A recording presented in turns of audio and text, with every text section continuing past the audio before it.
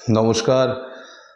English শিখবে গ্রাম বাংলা চ্যানেলে আমরা শুরু করছি আমাদের পরের ক্লাস। বেসিক্যালি পরপর যদি এগোতাম তাহলে আমাদের পরের ক্লাস ছিল প্রোনাউন, কিন্তু দেখুন প্রোনাউন শেখার আগে একটা ছোট্ট কনসেপ্ট আমি আপনাদেরকে দিতে চাই। বিষয়টা কি আলোচনা করলেই বোঝা যাবে। মনে করুন প্রোনাউন তো আমরা শিখবই, অবশ্যই খুব শীঘ্রই শিখব, কিন্তু এই মুহূর্তে আমরা আছি একটা ছোট্ট কনসেপ্ট আমাদেরকে ক্লিয়ার করতে হবে। কেন? বিষয়টা কি দেখে নিই আমরা। ধরুন একটা সেন্টেন্স, কি বলেছিলাম? Sentence, SENTENCE, sentence. একটি সেন্টেন্সকে আমরা যদি ভাগ করি, বেসিক্যালি তার আমরা চারটে পার্ট পাই। কটা পার্ট পাই বলুন? চারটে পার্ট। কটা পার্ট? চারটে পার্ট। ঠিক আছে, কি কি সেগুলো দেখে নিই একটুখানি। ধরুন চারটে পার্ট কি কি আমরা একটু বুঝে নেওয়ার চেষ্টা করব। ধরুন ফার্স্ট পার্টের নাম হচ্ছে ধরুন সাবজেক্ট, SUBJECT। তারপর হচ্ছে ধরুন ভার্ব, তারপরে ধরুন আমার বলতে পারেন আপনি object, OBJECT, and last part হচ্ছে আমার আদার্স। বিষয়টা কি পরিষ্কার করি, কেমন? দেখুন সাবজেক্ট মানে আমরা বলতে পারি কর্তা, উদ্দেশ্য বা কর্তা। দেখুন আমার বিশেষ করে মানে এই জায়গাটা উদ্দেশ্য বা কর্তা মানে বলতে চাইছি যে যে প্রোনাউনটা শিখবো সেটা শিখতে গেলে এর একটা সামান্য জ্ঞান আপনার কিন্তু লাগবে। সেই কারণে আমরা ইনডেপথে সেন্টেন্স নিয়ে তো আমরা প্রচুর আলোচনা ভবিষ্যতে করব, কিন্তু এই মুহূর্তে সেন্টেন্সের যে চারটি পিলার বলতে পারেন আপনি, চারটি অংশ, subject, verb, object and others, এটাকে আমার এটার মধ্যে যে দুটো পার্ট আমাকে এই মুহূর্তে খুব ভালো করে জানতে হবে সেটা হচ্ছে subject and object, right? Verb মানে ভার্ব হচ্ছে ক্রিয়াপদ বলতে পারেন আপনি। ভার্ব কি? ক্রিয়াপদ। অবজেক্ট মানে কর্ম, অবজেক্ট মানে কি? কর্ম। আদার্স মানে অন্যান্য, আদার্স মানে অন্যান্য। দেখুন একটা সেন্টেন্সকে, একটা সিম্পল সেন্টেন্সকে সাধারণভাবে কোনো একটা বলতে পারেন অ্যাসার্টিভ বা বিবৃতিমূলক বাক্য, তার কিন্তু এই চারটি অংশ নিয়েই সেটা এই সেন্টেন্সটা গঠিত হয়। প্রথম কে আছে আমাদের? প্রথমে সাবজেক্ট। সাবজেক্টকে আমরা উদ্দেশ্য, কর্তা দুটোই আমরা বলতে পারি। তো এই এর মধ্যে সাবজেক্ট মানে ধরুন সাবজেক্টকে আর অবজেক্টকে আমরা আলোচনা করবো আজকে। এইটুকু নলেজ আমাদের না থাকলে কিন্তু আমরা প্রোনাউনের কোনো একটা বিষয়ের জায়গায় নিয়ে যখন আলোচনা করব তখন সেখানে আমাদের অসুবিধা হলেও হতে পারে।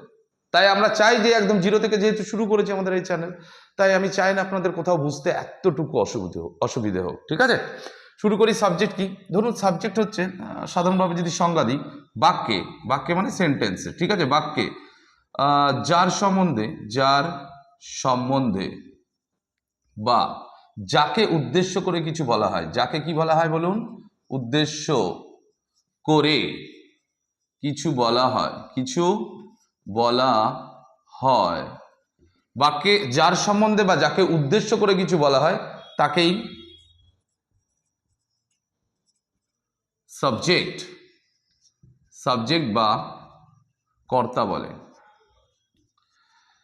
সহজভাবে বলতে গেলে এই যে বাক্যে যে কাজটা সংগঠিত হয়, আমরা নানান ধরনের বাক্য বলি, সেই বাক্যের কাজটা করেন যে, মানে করে যে বা করেন যে, তিনি হলেন আমাদের সাবজেক্ট। কিভাবে খুঁজে পাবো? সাধারণভাবে কে দিয়ে প্রশ্ন করলে আমরা সাবজেক্টকে খুঁজে পাই, মানে কে বা কারা এই দিয়ে প্রশ্ন করলে আমরা সেটা যদি বলি, ধরুন কে, এই দুটো প্রশ্ন করতে পারি আমরা। দেখুন কে, কে মানে আমরা হু বলতে পারি, হু মানে কে। আর কারা, হু মানে আবার কারাও হয়। কে বা কারা দুটোই কিন্তু হু, কে হলেও হু, কারা হলেও হু। ধরুন একটা উদাহরণ নিলে পরিষ্কার হবে কে সাবজেক্ট। আমি বললাম Rahul plays football everyday. Rahul plays football everyday. দেখুন বাক্যটা কি করে সাজালাম বা কি বিষয়টা সেগুলো আমরা আলোচনা করব। সো রাহুল প্লে, ধরুন এটাতে আমরা যদি আমরা ভেঙে দেখি সাবজেক্ট, প্রথম কথা হচ্ছে সাবজেক্টকে খুঁজে নিই আমরা আগে, ঠিক আছে? সো দেখুন আমি বললাম Rahul plays football everyday. Rahul প্রতিদিন ফুটবল খেলে। আমি যদি বলি কে প্রতিদিন ফুটবল খেলে, আপনি কি উত্তর দেবেন? কি, কে খেলে প্রতিদিন ফুটবল? রাহুল। তাহলে রাহুল হচ্ছে আমাদের subject, right? S for subject, S for subject. এবার দেখুন তো আমরা ঠিক এই সিকোয়েন্সে মানে ধরুন সাজিয়ে সাবজেক্ট, ভার্ব, অবজেক্ট, আদার্স পাচ্ছি কিনা। রাহুল, এবার যে রাহুল প্রতিদিন ফুটবল খেলে, এখানে কাজ কোনটা? খেলা করাটা। তাহলে প্লেজ হচ্ছে আমাদের ভার্ব, ভি ফর ভার্ব। পরের কনসেপ্ট, এটা আমাদের অবজেক্ট। কিভাবে অবজেক্ট, আমরা যখন অবজেক্ট নিয়ে এই মুহূর্তে একটু পরেই আলোচনা করবো তখন বুঝতে পারবেন। ধরে নিন আপনি এটা অবজেক্ট আর ধরে নিন আপনি এটা আদার্স। কেমন? তাহলে আমি এখানে কার সম্বন্ধে কথা বললাম? রাহুলের সম্বন্ধে, তাই না? তাহলে রাহুল হচ্ছে আমাদের সাবজেক্ট। বা এটাও বলতে পারেন আপনি যে আমরা কাকে উদ্দেশ্য করে কথাটা বললাম? রাহুলকে উদ্দেশ্য করে, তাই না? তাহলে রাহুল হচ্ছে আমাদের সাবজেক্ট। আরো সাবজেক্ট কি হতে পারে দেখুন, আমি বললাম যে Rahul and his friend, Rahul and his friend go to school by bus, go to school by bus। Rahul আর তার বন্ধু বাসে করে স্কুলে যায়। কে যায় বাসে করে স্কুলে? আপনি আমাকে বলুন, এই যে কে বা কারা, কারা বাসে করে স্কুলে যায় বলুন? কারা? রাহুল আর তার বন্ধু। তাহলে এখানে রাহুল আর তার বন্ধু এই দুটো মিলিয়ে আমাদের এটা হচ্ছে আমাদের subject. S for subject, SUBJECT। তাহলে বোঝা যাচ্ছে সাবজেক্ট কি, তাই না? আমি বললাম ধরুন the white board, the white board looks good. White বোর্ডটা দেখতে খুব ভালো লাগছে, বলতেই পারি আমরা। নানান কথা আমরা সারাদিন বলে থাকি, সবই আমাদের বাক্য। বাক্যের ধরন যখন শিখবো তখন আমরা সেই নিয়ে আলোচনা করবো। এই মুহূর্তে আমাদের ফোকাস করতে হবে সাবজেক্টটা কি, কেমন? So the white board looks good, সাদা বোর্ডটা দেখতে খুব ভালো লাগছে, রাইট? কার সম্বন্ধে কথা বলছেন? সাদা বোর্ড, দ্য হোয়াইট বোর্ড। তাহলে এটা হচ্ছে আমাদের সাবজেক্ট, এটা কি আমাদের সাবজেক্ট বলতে পারি আমরা, তাই না? এবার আমি যদি বললাম ধরুন suppose Arun, Barun and Kiran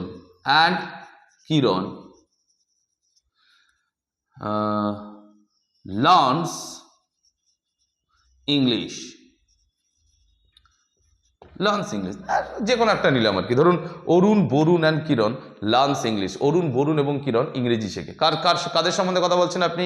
Arun, Barun and Kiran. তাহলে অরুণ, বরুণ আর কিরণ হলো আমাদের সাবজেক্ট। বোঝা গেছে? তাহলে সাবজেক্ট খুব সহজেই আমরা চিনে নিতে পারছি যে সাবজেক্ট কি। এই কনসেপ্টটুকু আমাদের জানতে হবে মিনিমাম। সাবজেক্ট নিয়ে আরো অনেক কথা বলা যায়, সেগুলো আমরা পরে করবো ধীরে ধীরে, 1 by 1 যখন সেন্টেন্স নিয়ে আলোচনা করবো। কিন্তু এই মুহূর্তে দেখুন, তাহলে আমরা কি পেলাম? Subject verb. এটা আমরা বলতে পারি SVOO। স্ট্রাকচার কি? S for subject, V for verb, O for object, O for others. বলতে পারি আমরা কি পারি না? বলতে পারি subject, verb, object and others আমরা বলতে পারি। তাহলে আমরা বুঝতে পারলাম এখান থেকে যে বাক্যে যার সম্বন্ধে বা যাকে উদ্দেশ্য করে কিছু বলা হয় তাকেই কি বলবো? সাবজেক্ট বা কর্তা বলে আমরা। ঠিক আছে? বোঝা গেছে এইটুকু? আর একটা কনসেপ্ট কি শিখবো আমরা? বললাম অবজেক্ট, এটাও জানতে হবে, কারণ এটা না জানলে আমরা প্রোনাউনের যে কেস করবো না, সাবজেক্টিভ কেস বা অবজেক্টিভ কেস, প্রবলেম হতে পারে। তাহলে সাবজেক্ট জেনারেলি দেখা যাচ্ছে সাবজেক্ট কোথায় বসে, একটা কমন মানে সাবজেক্ট এরকম না যে সবসময় প্রথমেই বসবে, বাট অ্যাসার্টিভ সেন্টেন্সের ক্ষেত্রে most of the time subject কিন্তু প্রথমেই বসে। তাহলে সাবজেক্ট, তারপরে ভার্ব, তারপরে অবজেক্ট। তার মানে আমরা ভার্বের বাম দিকে সাবজেক্টকে পাচ্ছি আর ভার্বের ডান দিকে কাকে পাচ্ছি? অবজেক্টকে। ধরুন সাবজেক্ট, ভার্ব, অবজেক্ট। ভার্ব হচ্ছে মাঝের বাড়ি, এস হচ্ছে পাশের বাড়ি, আর ও হচ্ছে তার পাশের বাড়ি। তাহলে আমি যদি সাবজেক্ট সম্বন্ধে জানতে চাই ভার্বকে ধরতে হবে, আবার অবজেক্ট সম্বন্ধে জানতে গেলেও ভার্বকে জিজ্ঞেস করতে হবে, তাই না? এটা সিম্পল কনসেপ্ট। তাহলে আমরা ভার্বের বাম দিকে পাচ্ছি সাবজেক্ট এবং ভার্বের ডান দিকে পাচ্ছি কাকে? অবজেক্টকে। চলুন পরের অবজেক্ট সম্বন্ধে একটুখানি জেনে নিই।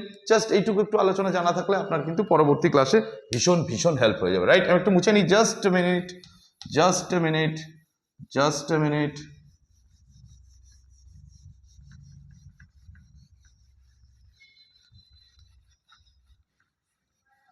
একটু পেশেন্স রাখতে হবে, নালে মুশকিল, তাই না? ধৈর্য আর কি, যেটা বলছেন। দেখুন অবজেক্ট কি, তাহলে বাক্যে অবজেক্ট। অবজেক্ট আমরা কাকে বলবো? কি বলবো দেখুন বাক্যে। তাহলে আমাদের টপিক কি? অবজেক্ট বা কর্ম। অবজেক্ট বা কর্ম, তাই না? অবজেক্টের বাংলা হচ্ছে কর্ম। বাক্যে আমি একটু আগে কি বললাম যে আপনি সাবজেক্টকে খুঁজুন বা অবজেক্টকে খুঁজুন, আপনাকে কিন্তু ভার্বকে প্রশ্ন করতে হবে। কাকে? ভার্বকে। ভার্বকে প্রশ্ন করলেই আপনি সাবজেক্টের খোঁজ পাবেন, আর ভার্বকে প্রশ্ন করলেই আপনি অবজেক্টেরও খোঁজ পাবেন। কেমন? তাহলে বাক্যে ভার্বকে, ভার্ব কি জিনিস পরে আলোচনা করবো, আপনি এটা বুঝে রাখুন যে এটা সাবজেক্টের পরে ভার্ব, তারপরে অবজেক্ট। বাক্যে ভার্বকে কি, কি মানে কি? হোয়াট।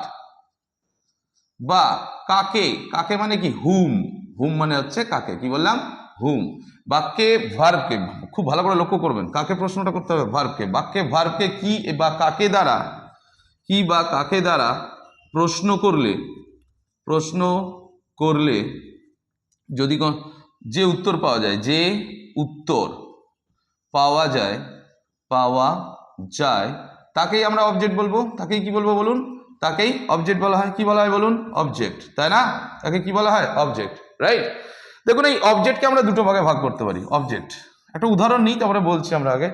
ধরুন বলে নিই, একটা হচ্ছে ডাইরেক্ট অবজেক্ট, আর হচ্ছে ইনডাইরেক্ট অবজেক্ট। কি বললাম, একটা ডাইরেক্ট আর একটা ইনডাইরেক্ট। ডাইরেক্ট মানে বস্তুবাচক, ইনডাইরেক্ট হচ্ছে ব্যক্তিবাচক, মানে মানুষ বোঝালে ব্যক্তি বা পার্সন বলতে পারেন আপনি এটা, রাইট?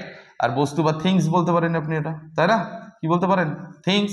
তাহলে মনে করে দেখুন, তাহলে অবজেক্টকে আমরা কয় ভাগে ভাগ করলাম, একটা ডাইরেক্ট আর একটা হচ্ছে ইনডাইরেক্ট, রাইট?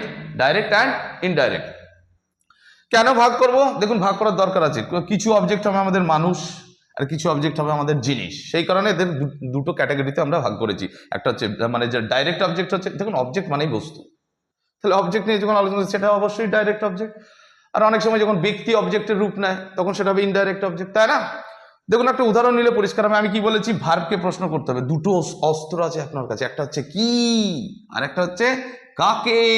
এই দুটো হচ্ছে আপনার অস্ত্র। এই দুটো দিয়ে প্রশ্ন করলে আপনি যদি কোনো উত্তর পান তাহলে জানতে হবে বাক্যে একটা অবজেক্ট আছে। দেখে নিই, আমি যদি বলি ধরুন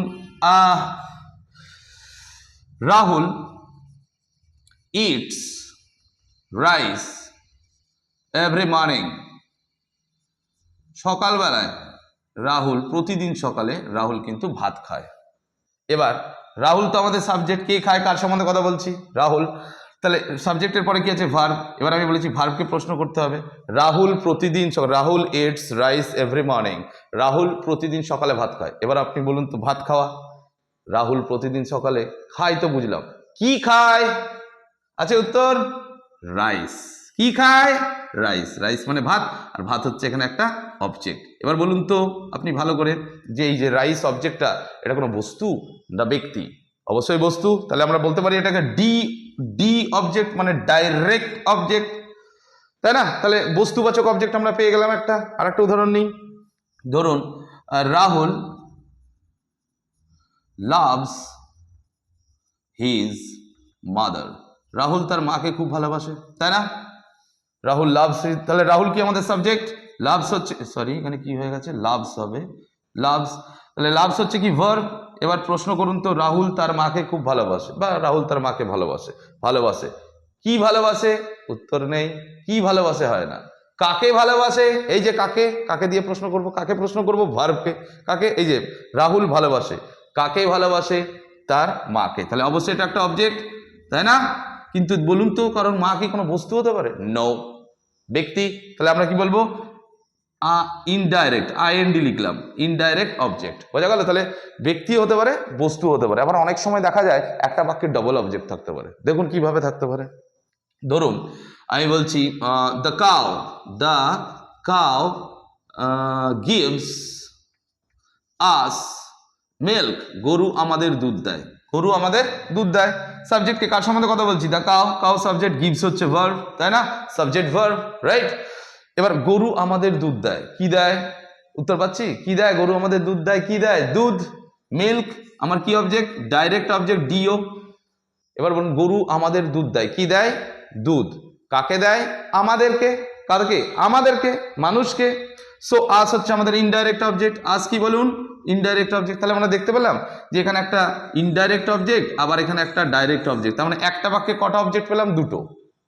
এখানে একটা কথা বলতে হবে, দেখুন এখানে কি, আমরা দুটো অবজেক্ট যখন পরপর পাচ্ছি তখন আমরা আগে ইনডাইরেক্ট অবজেক্ট তারপরে ডাইরেক্ট অবজেক্ট বসাচ্ছি, তাই না?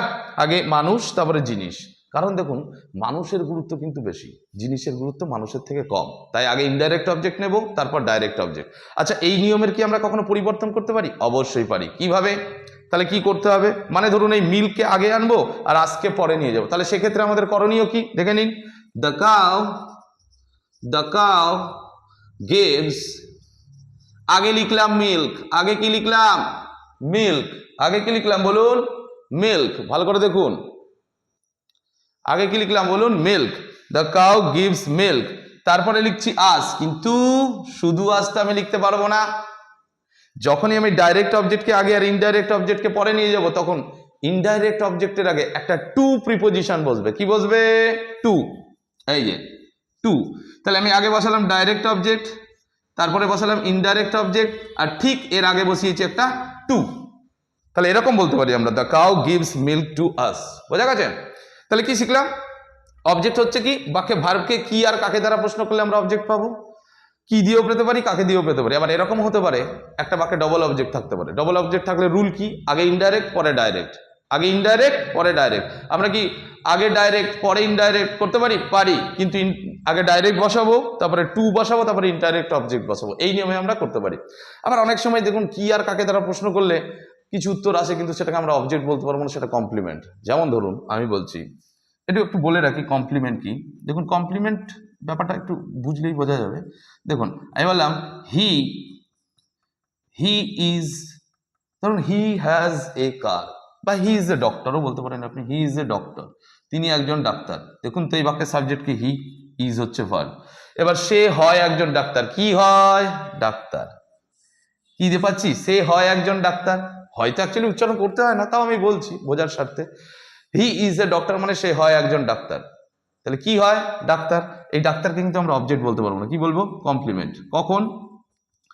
মনে করে দেখুন এখানটা এরকম একটা কনসেপ্ট আছে যে অ্যাম, ইজ, আর, ওয়াজ, ওয়্যার বা হ্যাভ, হ্যাজ, হ্যাড, এই জাতীয় যে কটা, পাঁচটা, তিনটে, পাঁচ আর তিনে আটখানা যে ভার্ব আছে, এরা যদি বাক্যে শুধুমাত্র এরাই ভার্ব থাকে, অন্য কোনো ভার্ব না থাকে, সেক্ষেত্রে আমরা কি দিয়ে প্রশ্ন করলে আমরা যদি কোনো উত্তর পাই সেটাকে আমরা কমপ্লিমেন্ট বলবো। ঠিক আছে? অবজেক্ট বলতে পারবো না। আমি বললাম he has a car, he has a কার, তার কাছে একটা কি আছে? গাড়ি।